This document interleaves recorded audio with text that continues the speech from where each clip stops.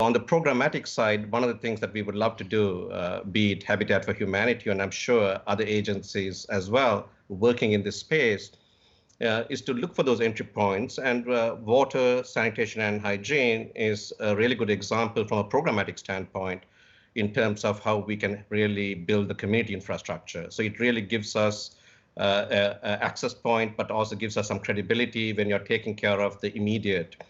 And the point here is to say, how can we use that entry point then to look at a more comprehensive and integrated informal settlement upgrading?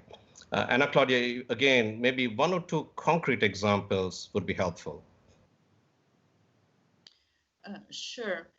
In Latin America, we have slums for a longer time, and we have started to work out solutions for a longer time as well, right?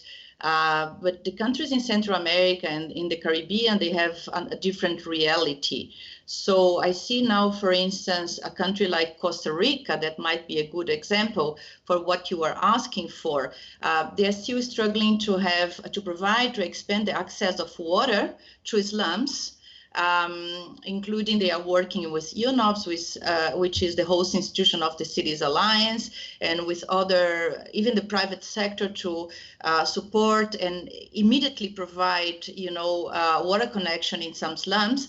But at the same time, they are working at the deeper issues. So they are collecting data, using the basis provided by community, information generated by community-based organizations, information generated by cities, but at the national government, working on data, understanding the reality of slums, and also working on a long-term plan and a multi-level governance structure that includes the city, in planning for these slums, planning for this immediate reaction, but also the long term, and also in combination with investments from the national government. So I believe Costa Rica is a very good entry point. So they are providing the needed infrastructure right now, but they realize that they have to change, to review the legal frameworks, to improve the information systems, and to review the programmatic actions to be more aligned with the expected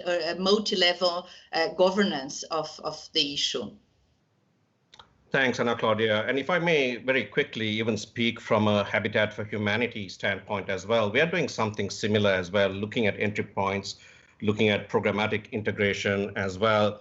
And similar examples for us in Brazil, in Paraguay, in Zambia, and Ethiopia, to India, anything from hand washing to really looking at, how we provide sanitation kits as well.